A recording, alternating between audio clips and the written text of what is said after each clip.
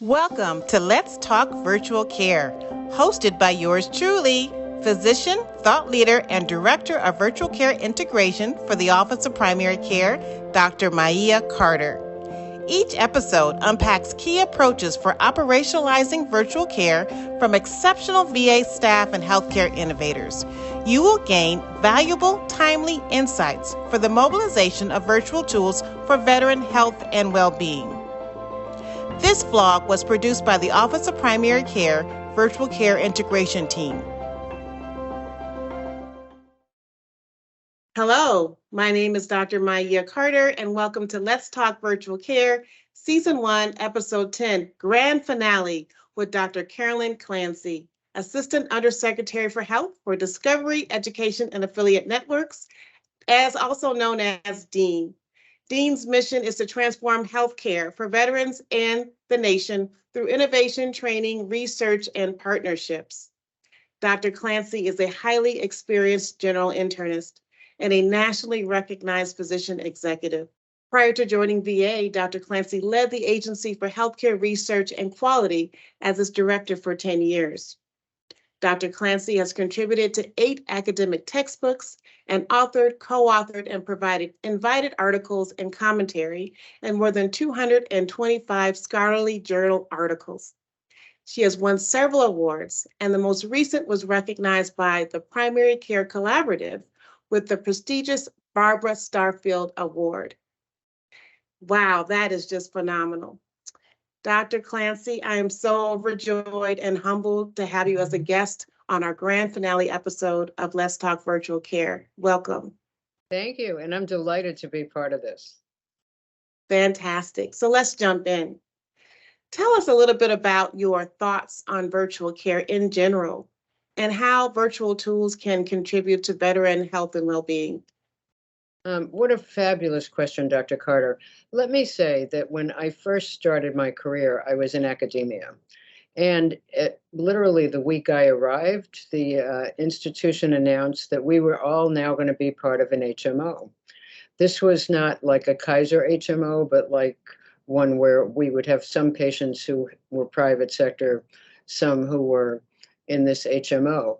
Of great note here, I was the only female primary care doc downtown Richmond. So I was wildly popular. Every time I would go do an errand, someone would say, "Hey, we haven't met, but you're my doctor." So, of course, these people started calling me. And I got kind of interested in telephone medicine because a lot of what they called for was pretty minor. And I couldn't imagine telling them to come in for a visit that might take a little while to schedule, or actually longer than a little while. So I did a number of things, but also then wanted to study telephone medicine. How much can you really do reliably by phone? And I learned very early that when Alexander Graham Bell invented the phone, his very first call was to his top assistant because he had spilled acid all over himself. So clearly, telephone medicine had its issues at the earliest possible stage of development. Once, when I suggested that we might be able to diagnose vaginitis by phone, this was before the medicines were over the counter, I thought someone was going to call like a lawyer or something, that this was a terrible thing to think. But, I come from a very large family. So it was very clear to me growing up, I'm the oldest, that my mother and the pediatrician were co-producers here because she didn't have a car routinely till I was about 11 or 12. So a lot of work happened by phone. So I think that those were some of the earliest roots for me. But I would argue that we're still struggling with that piece a little bit, right? How do you integrate what happens face to face with what happens virtually? But the reason I really like it is it's a way to be responsive to people in a very timely fashion. And sometimes I think we forget that in the, bureaucracy and challenges of scheduling and so forth. What I love about VHA is how many of our facilities have mental health embedded in with the PAC teams. That to me is a total game changer, intuitively, instinctively, and I hear this from external experts all the time. I think we, the healthcare system in this country, need to do a whole lot more of that.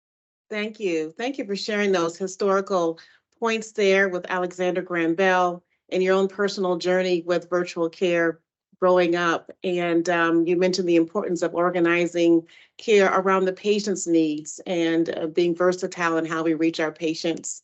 Thank you. Tell us a little bit about your Office of Discovery, Education, and Affiliate Networks, DEAN. How does the DEAN office support virtual care? Are there any related projects or developments that you would like to share? Absolutely. First, for academic affiliations, trainees who come to VHA for part of their training, and it's such an awesome opportunity to have this imprint and impact on future health professionals, especially now, have far more opportunities to provide care to patients virtually. And in fact, as a result of the pandemic, my colleagues in Office of Academic Affiliations were able to figure out how they could be supervised virtually, which really changes the game and the possibilities if you think about it. I mean, it's really terrific. In research, we have some fascinating work in progress, particularly from Vision 1, where Dr. Samantha Conley was just given a research award by the secretary for her work in telemental health. And there's a very, very strong foundation of evidence that telemental health is not only as effective, it may be more effective, right? Because some people feel less reluctant to share with a little bit of what feels like physical distance. And then in innovation, we're doing just some amazing work. And I think the most exciting one is something called the Smart Mat. So we all know that diabetics can be at very high risk of developing foot ulcers that can lead to lower extremity amputations. I mean, it's tragic when this happens. And it turns out that before diabetics, even if they're being very careful about examining their feet all the time, before even an ulcer shows up, the temperature on the bottom of the foot changes. So this company makes something called a Smart Mat. The veteran stands on it for 30 seconds a day or 20 seconds, and the temperature is sent to the veteran's care team. If that temperature changes, the care team knows to reach out and begin some proactive work with that veteran. And in those facilities where there's been a very tight collaboration between the innovators and the people taking care of the veteran, the amputation rates have dropped substantially. That is a home run. But when that connection doesn't exist, you don't see the decrease in amputations. So that's the piece that we have to get right. We've got all the pieces. What we have to do is to make sure that they fit the puzzle that fits the picture of this veteran. Great. I totally agree. You know, just working with the developers and the innovators and in collaboration with the caregivers and the clinical team and the integration of the two so we can have an effective product that works operationally for the end user and that experience. It's so awesome to hear about the innovations and research coming out of VHA, coming out of your office regarding innovation and technology. Fantastic.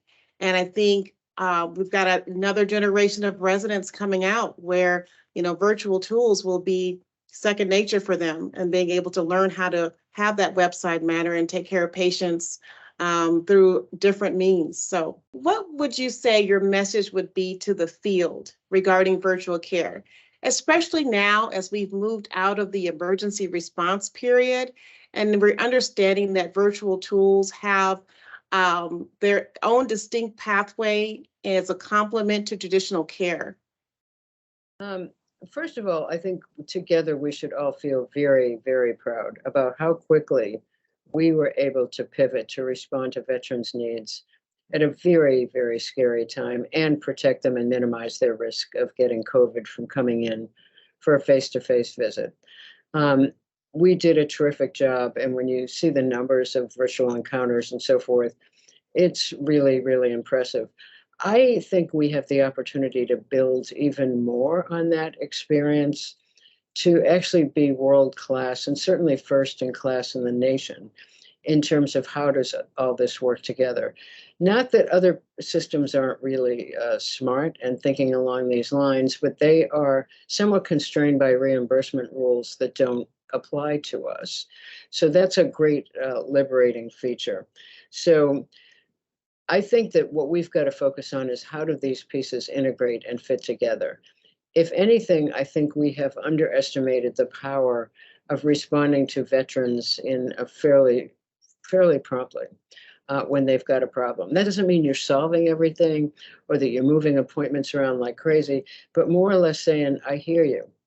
And right now you can do this, and we'll make you an appointment for as soon as we can. Which would be better for you? Is a telehealth visit okay, or would you prefer to come in person? Because some people may still prefer to do that. The one other thing I think that we need to be attentive to is digital literacy. I don't think we know about people who have a hard time getting on. In one of our facilities in Phoenix, and there may be more, they're actually partnering with the local fire department to help veterans who live alone and may not have a grandchild or some other kid around to show grandpa or grandma how to do this. And of course, it's in the fire department's interest, particularly for veterans living by themselves who are pretty isolated. After all, who's going to be their customers in a way that they don't want?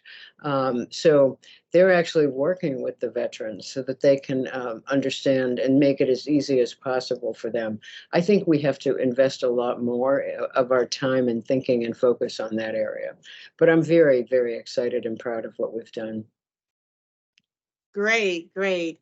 I love the aspect of partnering with the community and finding solutions, and asking our veterans what they would prefer and how would they like their care delivered. And it might differ depending on the situation, the clinical scenario, the environmental concerns. There may be a local emergency happening at a CBOC or a primary care clinic where they may have to pivot to do a telehealth visit to make sure access continues. So where if a veteran had a face-to-face visit and got nervous, maybe a neighbor got COVID, maybe one of their family members, maybe they weren't feeling well, and called in and said, could we do this virtually?